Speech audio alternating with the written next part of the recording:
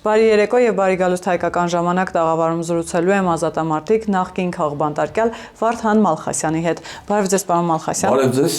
Պարոն Մալխասյան, դուք ընդգրկվել եք Հանուն Հանրապետության կուսակցության ցուցակում եւ նաեւ առաջադրվել եք։ Նախ ընդհանուր առմամբ ինչու որոշեցիք առաջադրվել առաջիկա ընտրություններում եւ հատկապես ինչու առաջադրվել Հանուն Հանրապետության կուսակցության ցուցակով։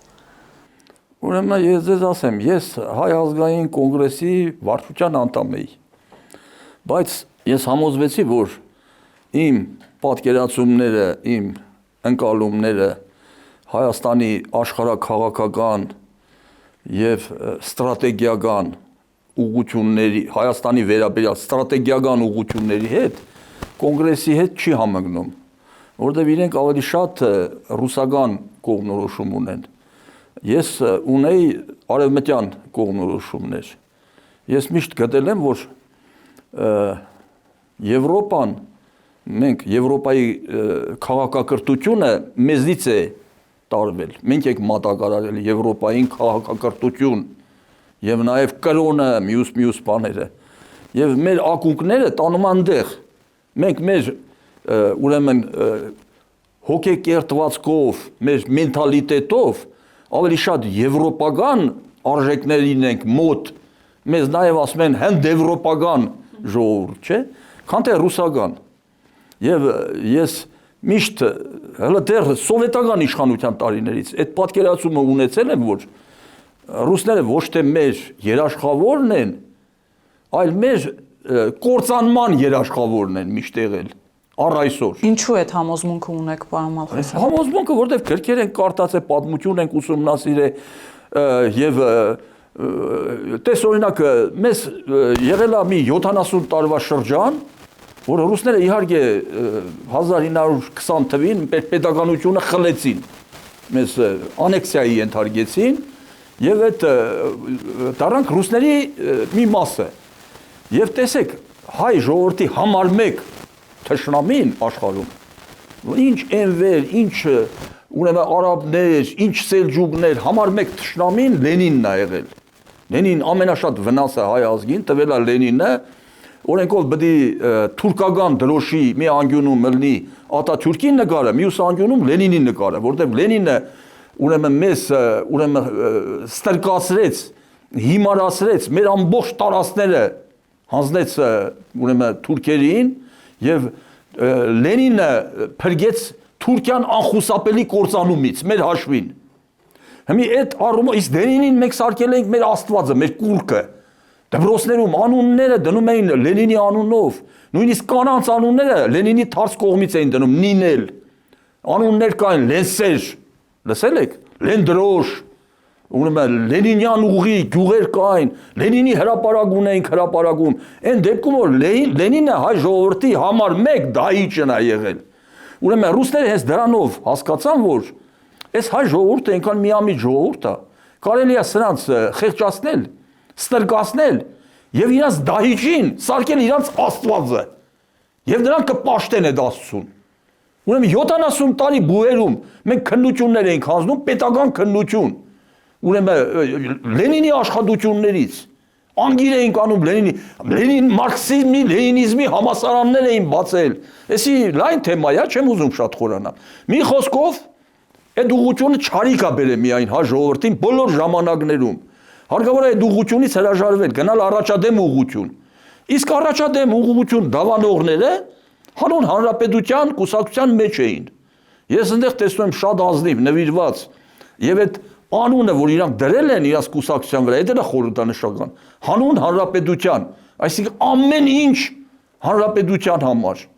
Եվ ուրեմն հանրապետությունը ոչ թե միայն մեր լեզվին է, այլ մեր սրտի մեջ է։ Եվ այնտեղ իրոք այդ իրանց մոտեցումները եւ այդ շատ դեմոկրատական հայացքները, ազատական հայացքները ինչ շատ հրապուրել են։ Հիմա ինձ առաջարկել են, ես էլ չեմ մերժե, ես գտնում եմ, որ այնտեղ շատ խելացի մարդիկ են հավաքված, բանիմաց եւ իզորու են իրանց այդ ուժը ավելի շատացնելու, բազմապատկելու եւ ամենաազնիվ ձևերով։ Իրանց ուժը Այս հայրենիքը շատ սիրելու մեջ է, հայրենիքի համար նվիրվելու մեջ է, եւ անկաշար լինելու մեջ է։ Ասենք դրա համար այդ ուժի հետ ես որոշեցի իմ քայլերը թեկուզ այս տարիքին, օրենքով այս տարիքին ես թոշակառու եմ, չէ, պետք է ես մի քիչ հեռանա այս քաղաքական ասպարեզից, բայց մտածում եմ, որ սխալ է հեռանալը։ Ուրեմն պետքա մինչև վերջի շունչդ պայքարի մեջ լինես։ Իսկ պայքարը ինչի մասին է լինելու, պարոն Մալխասյան։ Մենք ամենատարբեր դիսկուսներ ենք լսում, օրինակ իշխող ուժն ասում է, որ եթե իրեն չընտրեն, ապա պատերազմի եռագլուխ կուսակցության ընտրեն, ապա պատերազմ են հրամցնելու։ Սամվել Կարապետյանի անունից տարածված հայտնի հայտարարության մեջ ասվում էր, որ ոչ, իշխող ուժն է տնտեսական պատերազմ հրահրելու Ռուսաստանի հետ, այսպես շարունակ պատերազմի խոսույթը նախ ընդհանուր առմամբ վտանգավոր չեք համարում, հատկապես հասարակության այս բարոյահոգեբանական վիճակի վրա ազդելու տեսանկյունից եւ նաեւ ինչի մասին են լինելու այդ պայքարը, պատերազմի խաղաղության, պետություն ունենալ, չունենալու մասին է լինելու, ժողովրդավար լինել, չլինելու մասին է լինելու, ինչի մասին է ձեզ լինելու այս պայքարը։ Ուրեմն ձեզ ասեմ, մեզ, մեր երկրին եւ մեր ժողովրդին իրականության մեջ պատերազմը հայտարարված բոլոր ուղղություններից։ Ընդհանրապես այս պատերազմը գնում է ավելի գլոբալ առումով, այսինքն ժողովրդավար դեմոկրատ ուղղությունները կամ ուժերը ուրեմն պատերազմ են հայտարարել բռնատիրական ավտորիտար ավտոկրատ ուրեմն պետությունների նկատմամբ Հայաստանում էլ նույնն է այս ռուսամետ ուժերը բռնատիրական ավտորիտար ռեժիմի ուրեմն լրտեսներն են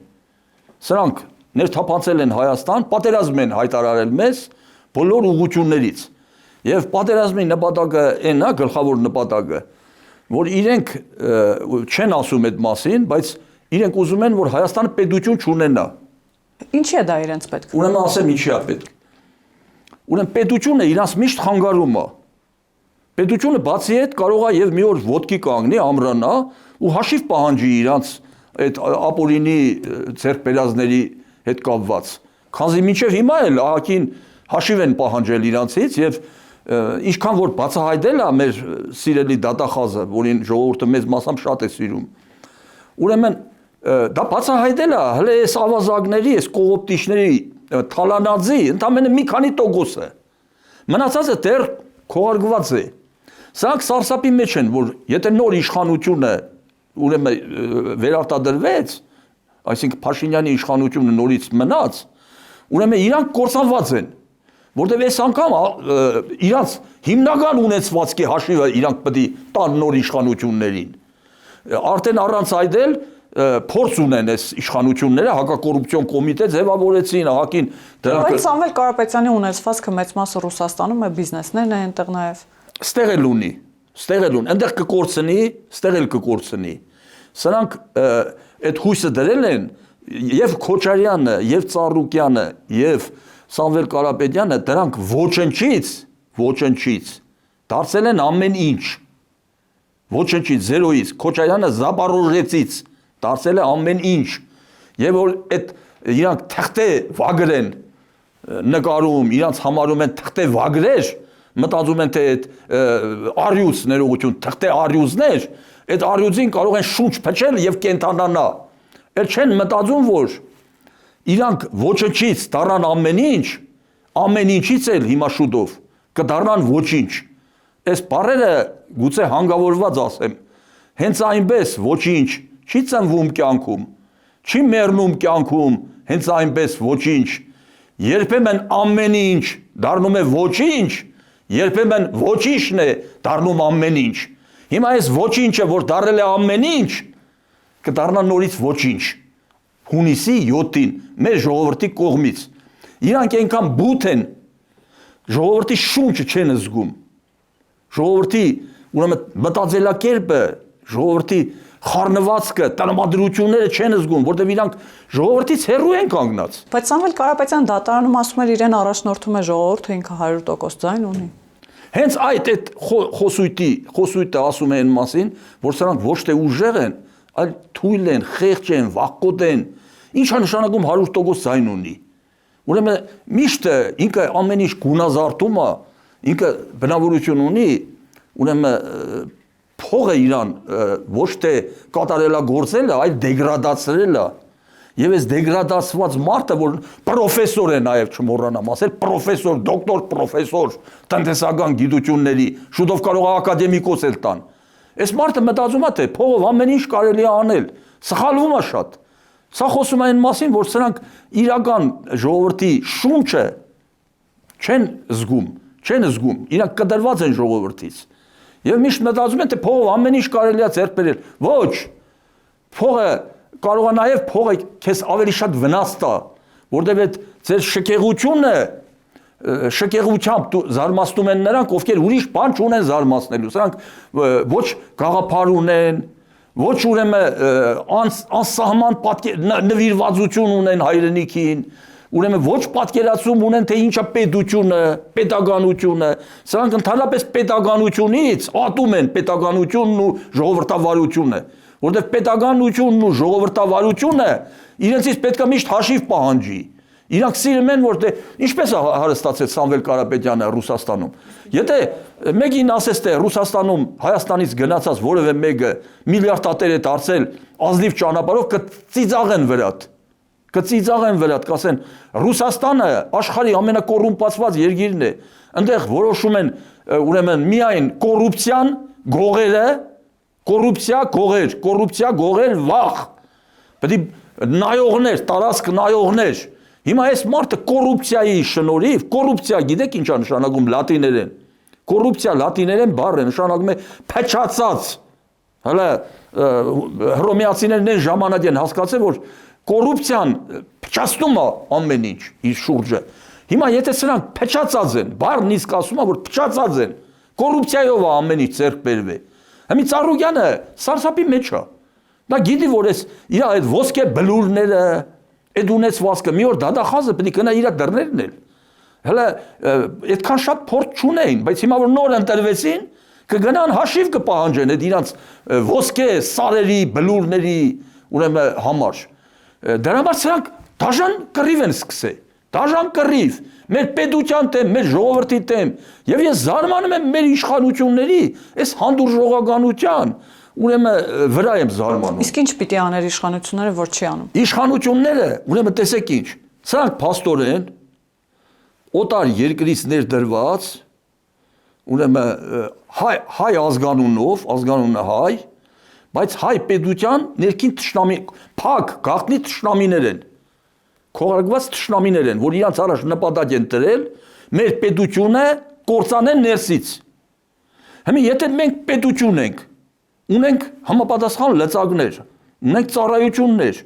ուրեմն սրանց պետք է բոլորին անխդիր կարգով մեկուսացվի կամ բանդարգվի։ Եվ այս կուսակցությունը, որ հայտ է ներկայացրել ընտրություններին մասնակցելու, ուրեմն հələ նայեք այդ կուսակցության մեջ ինչ մարդիկ են ծվարած նախկին ռեժիմներից եւ ներկա ուրեմն բանդիտներից, ուրեմն այս մարդիկ ուրեմն փոխանակ պատասխան տան մեր իրավապահ մարմիններին իրաց կատարած աններելի, առանձնապես ծանր հանցանքների համար, հելել են մեյդան իշխանություն են ուզում։ Դու եթե չարագործես, քեզ համար ինչ իշխանություն, քո տեղը բանդն է, ուղղիչ աշխատանքային հիմնարկ, քրեակատարողական հիմնարկ։ Սամվել Կարապետյանը նաև անձնագրերից հրաժարվելու այդ գործընթացը սկսել նկատի ունեմ ռուսական եւ նաև ենթադրում եմ Կիպրոսի անձնագրից։ Կապ չունի, ուրեմն որևէ ուրեմն անձնագրից էլ հրաժարվի, մնա միայն Հայաստանի անձնագիրը։ Սամվել Կարապետյանը հիմա զգում է ամենածանր վիճակը այս ընտրությունների մեջ։ Սամվել Կարապետյանին համար մեկ ծանր վիճակը։ Ինչով է դա պայմանավորված։ Ուրեմն որովհետև իր առաջ իր տերը, գլխավոր տերը ինքը ստրուկ է։ Սամվել Կարապետյանը Պուտինի ստրուկն է։ Հիմա ուզում է որ մենք էլ դառնանք իր ստրուկը։ Եթե մենք էլ դառնանք իր ստրուկը, ուրեմն խայտարակ մի բան է ստացվում, մենք կդառնանք ստրուկի ստրուկը։ Կգնենք մի խայտարակ վիճակի մեջ։ Ուրեմն ինքը զգում է որ իր տերը պետք է Իրանից իրան հանձնարարություն է տվել, ուղարկելա կոնկրետ գործի։ Ուրեմն ինքը այդ գործը եթե ձախողում է, իր տերը հաշիվ պետք է պահանջի Իրանից։ Պետք է ասի մենք այսքան փող ծախսեցինք, այսքան լրտեսներին վճարեցինք, այս արինք, այն արինք, լրատվամիջոցներ ունեն, դրանց վճարինք, այս բաներ են թանկ ռեկլամներ են անում, նայում եմ Երևանում աչուցախ, բայց դու արդյունք չես բերել։ Ուրեմն դու պետք է պատասխան տաս։ Ռուսաստանը պատերազմի մեջ է։ Ուրեմն Սամվել Կարապետյանի բոլոր արխիվները պետք է սառեցնեն, պարտադիր կարգով։ Այդ ձևի վարվեցին նաև Ռուսաստանի հետ եվրոպացիները։ Չեք հիշում, Ռուսաստանի փողերը սառեցրին այդ փողերով, փողերը տվին ուկրաինացիներին, ուկրաինացիները Ռուսաստանի փողերով կռվում են ռուսների դեմ։ Հիմա նույն իրանք կվերցնեն Սամվել Կարապետյանի փողերը եւ այս ապուշ ռուսներին մեկը հարց տար, եթե ձեր պետությունը հուսալի պետությունն է, եթե ձեր պետությանը դուք հավատում եք, ձեր փողերը ինչի եք տարել լցրել Ամերիկայի ու Եվրոպայի բանկերում։ Այնպես որ թակարդի մեջ է սա, պատասխան պետք է տա բանին, իր տերերին եւ իրան այդ փողերը անպայման, անխուսափելի կվերցնեն, ստեղ էլ Փաշինյանը կվերցնի, ստեղի եղած չեղածը, կասի կամ գնա բանդ, նստի, այս կատարածը առանց այդ վրան 2-3 հատ հոտված կա, հələ մի 12 հատ էլ կավելանա։ Ամեն ինչ կոռուպցիայի հետ է կապված սրանց բաները, գործունեությունը։ Կամ էլ գնա Կիպրոսի քաղաքացի ես, Ռուսաստանը չի ընդունի, Հայաստանը չի ընդունի, գնա Կիպրոս այնտեղ մի դղյակ Հայաստանում բանում մի հատ Երևանում դղյակ ունի, ոսկեզոզ դղյակ, մի քանի միլիոն դոլար արժողությամբ, այդ էլ ձեռից կվերցնեն, որտեղ ապօրինի են բոլորը։ Գնա Կիպրոս, մի հատ հյուղակճարի ապրի։ Այս է սրա վերջը, բայց այդ Փաշինյանը, որ ասում է բոմժ կդառնաս, դա հենց այն չի ասում։ Դրա մեջ բան կա, ճշմարտություն կա, բայց այդ բոլորը Երևան ընտրություններից հետո, այս որ մի քիչ առաջ ասի, երբ որ ամեն ինչ կդառնա ոչինչ։ Պարոն Մալխասյան, իսկ ինչի մասին են հակակոռուպցիոնի վերջին բացահայտումները ենթադրյալ հանցագործության մասին, նկատի ունեմ ընտրակաշառք բաժանելու դեպքերի մասին, ինչը աֆիլիացվում է, գիտեք, ուժեղ Հայաստան ուժի հետ, նրանց հետ փոխկապակցված այդ հիմնադրամները, որոնք փորձում են աշխատավարձի ներքո կամ ամենատարբեր այսպես հնարքներով գումար բաժանել մարդկանց,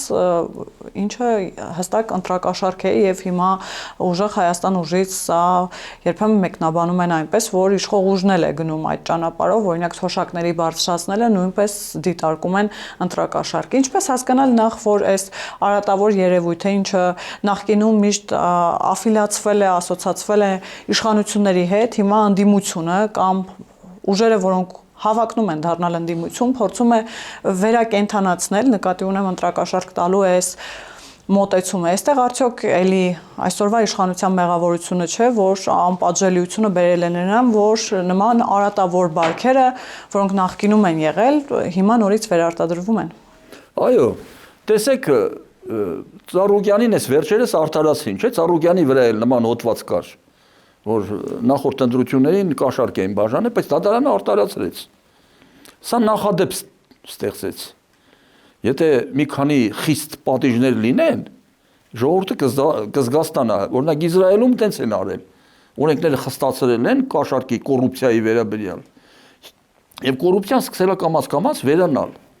Հիմա այս ձեռագիրը, որ իրանք գիտեն, որ ժողովուրդը իրանց սրտանց ինքնաբուխ չի ընդունում, իրանք մեզից լավ գիտեն։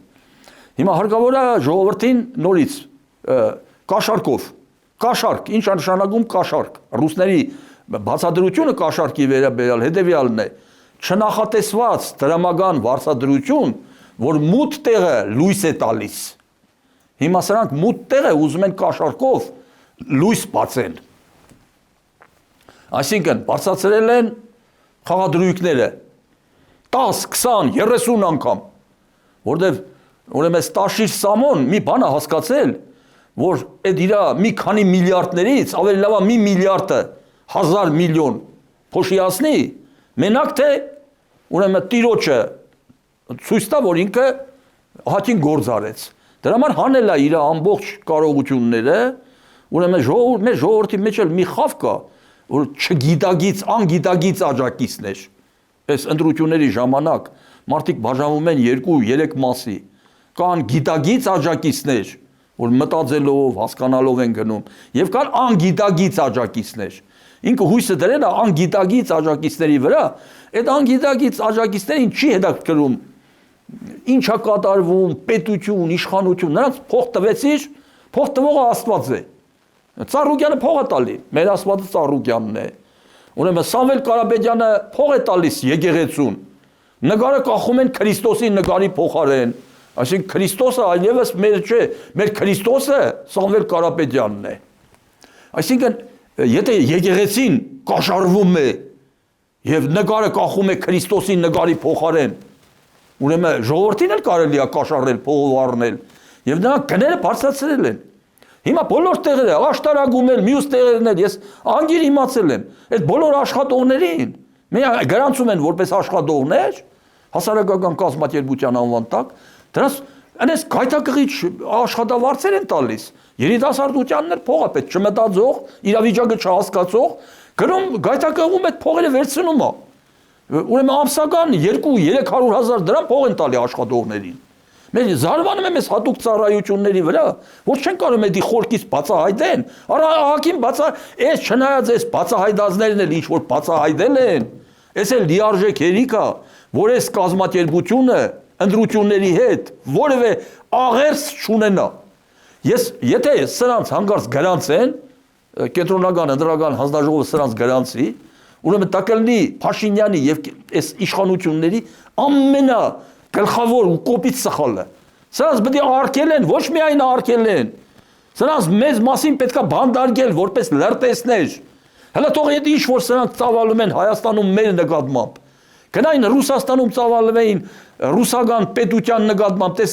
տեսնես ինչ կգար գլուխները։ Կամ ուրիշ որևէ երկրում նման բան լրտեսություն անային, պետությունը ուզենային քանդեին ներսից։ Բոլորին կբանդարգեին ամենածանր մեղադրանքներով։ Բայց այստեղ տեսել են, որ մի քիչ հանդուրժող են, լոյալ են, այս դեմոկրատ են, իրանք դրանից դգտիացել են։ Բայց սա դեպը պետք է առնել, չէ՞։ Մենք պետք է վերջապես հասկանանք, որ կաշառքով,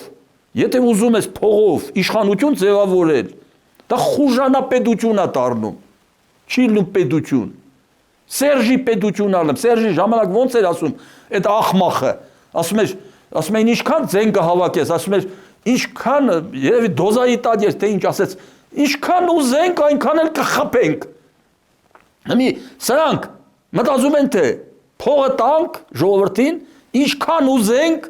այնքան էլ խփենք սրանց համ մեջքին, համ գլխին, սարքենք սրանց նախիր եւ քշենք ընդրատարածքներ, ընդրատեղամասեր։ Այս ձևի պետություն չի ձևավորվի։ Պետք է հանգիստ, առանց ուրեմն փողի, առանց կաշառքի, առանց մարդկանց ստիպելու ընտրություն տեղի ունենա։ Մենք քաղաքակիրթ ժողովուրդ ենք, չէ՞։ Եվրոպա ենք ուզում գնանք։ Պետք է ազատվենք այս ուրեմն խրթին մեր ազգի համար անհարիր բարկերից։ Հետընտրական խժդժությունների մասին են արդեն իսկ խոսում որոշ ուժեր, այսպես անոնս անում, պարոն Մալխասյան, ինչ է կարծում, դրա հավանականությունը մեծ է եւ կամ արտաքին որևէ դերակատար, որևէ ուժ, որևէ երկիր կարող է շահագրգռվածություն ունենալ, որ հետընտրական որևէ process-ներ նաեւ գեներացնեն եւ ընդհանուր պարբերաբար խոսվում է, այսպես ինչքան էլ անտեղի է զուգահեռները, բայց փորձում են զուգահեռներ գտնել մարտի 1-ի հետ։ Ինչ է կարծում, ինչ միտում ունեն նաեւ նման խոսակցությունները, ինչու է նաեւ Բարբերաբար վերջին տարիներին մենք շատ ենք տեսել փորձ արվում այս իշխանությունների ձեռքերը, այսպես ասած այրոնոտել կամ նման փորձ անել առնվազն։ Դա նորից ռուսական ձեռագիր է։ Ռուսները միշտ էլ ուրեմն այս տարածքը, ռուսների ասեմ, այն Եկատերինայի ժամանակներից սկսած ավելի վաղ ռուսները միշտ այս տարածքը ուզեցել են իրանց հսկողության տակ լինի, բայց հայերը պետություն չունենան։ Իրանց որ դարձնեն Հայաստանը զինվորական պոլիգոն, իրանք չեն ուզում մեզ վերացնեն։ Մենք ասում են աշխատող ժողովուրդ են, խելոք ժողովուրդ են, բայց թող մեր Հայաստանը լինի մեր պոլիգոնը, իսկ Հայաստանի բնակիչները սպասարկեն այդ զինվորներին։ Այսինքն մի մասը զինվորներ դառնան Ռուսաստանի հրամանի տակ, ուրեմն մյուս մասը խոհարարներ, վարորդներ, շինարարներ սպասարկեն այդ ռուսական զորքին, որը եկել է Հայաստան։ Իրանց նպատակն է դա։ Եվ դրա համար իրանք ճոգում են, որ այստեղ ժողովուրդը այդ գլխի անգե, ժողովուրդը այլևս իրանք չի ընդունում։ Նաև այս Արցախի կռվից հետո ժողովուրդը հասկացավ, որ ռուսների վրա հույս տնելը այդ բանը հիմարությունն է։ Եթե հույսը դրի նրանց վրա, ուրեմն արդեն հիմարացել ես, պետք է ինչ ասեն լսես։ Գնանք, բայց Կարապետյանների աջակիցներից մեկը օրերս ուղիղ տեքստով ասում էր, որ իրենց նպատակն է, որ ուժեղանան, հզորանան, պատերազմով Ղարաբաղը հետ բերեն, նաև այդ խոսույթը։ Բայց այդ եմ ասում, հիմա կամ հասնեմ դրան։ Սրանք միշտ ուզում են պատերազմի օջախ ստեղ առաջ գա։ Այդ Ղարաբաղը այդ ձևի են իրանք պահել 30 տարուց ավել, որ այդ պտուտա գա իրանց։ Ուրեմն միշտ խժդժություններ առաջ գա, որ իրանք հայտնվեն այստեղ եւ մեր տարածքը ռազմավարական առումով շատ կարևոր տարածք է, որտեղ եթե ինքը բազա ունենա, ինքը հսկի եւ Թուրքիային, եւ Ադրբեջանին, եւ Վրաստանին, եւ Իրանին, եւ Մերձավոր Արևելքին, հիմի հայ ժողովուրդը գլխի անգե այդ խարդավանքը եւ իրանք չի ընդունում։ Ստիված իրանք պետք է խուժանությամբ խնդիրը լուծեն։ Այսինքն ինչ, խուժանություն անել։ Ոնց որ 21 թվին պատերազմից հետո հիշում եք, որ այդ խումբը, որ մտավ ազգային ժողով,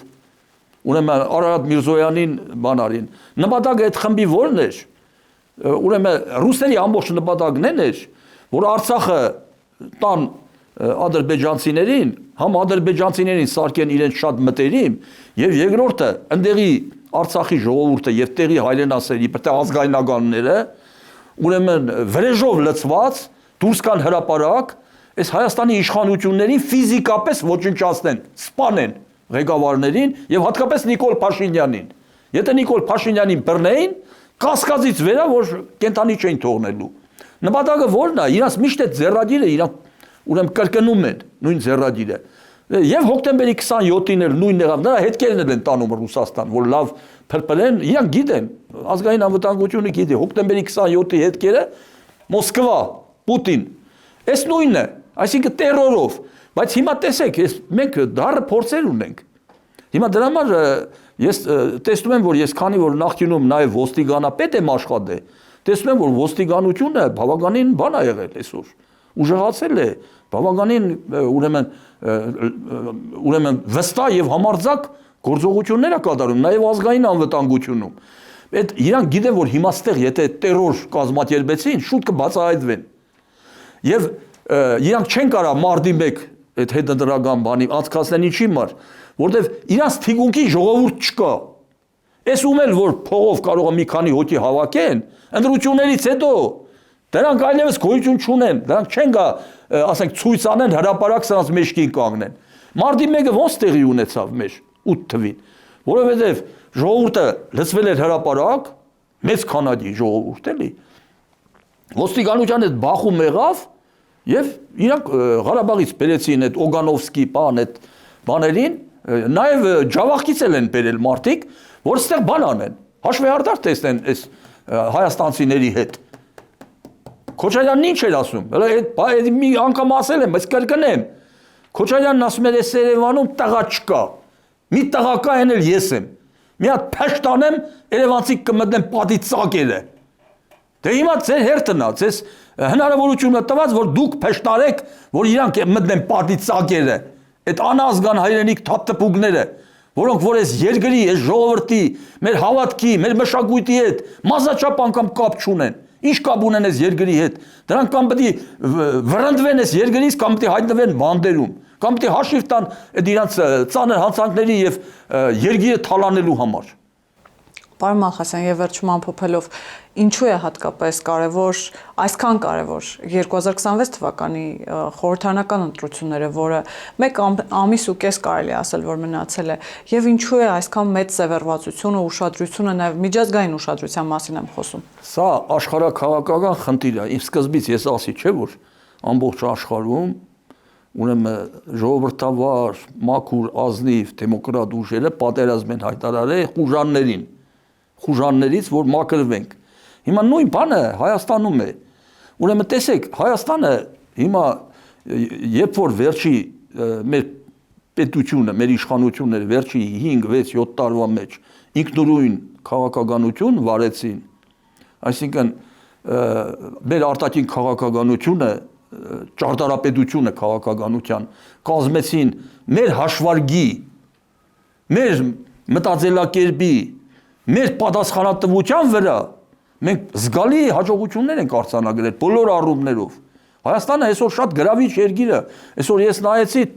ուրեմն туриզմի եւ արտաքին այդ ներդրումների գծով 10 լավագույն ուղղությունների մեջ Երևանն է մտնում։ Այսինքն Հայաստանը ահագին առաջընթաց է ապրել այս ուղղությամբ։ Հիմա եկել հասել ենք մի կետի, այդ ռուսները սա ոչ միայն խանդով են ընդունում, ուզում են որ մենք ուրեմն վերջանա այս բանը, մեր ազատությունը, անկախությունը շատ եղավ արդեն վերջանա։ Իրանք գան, իրանք պոլիգոնը ստեղծեն, իսկ այս գործարարներն էլ երազում են, որ մենք պետություն չունենանք, որ իրանք ոնց որ հարստացել են, այդ հարստությունը ազնիվ ճանապարհով չեն դիզել, ոչ Քոչարյանը, ոչ Ծառուկյանը, ոչ առավել եւս Սամվել Կարապետյանը։ Իսկ երբ որ պետություն չի լինում, ռուսական համակարգով տարածք նայողներին սրանք կարողանում են հեշտությամբ,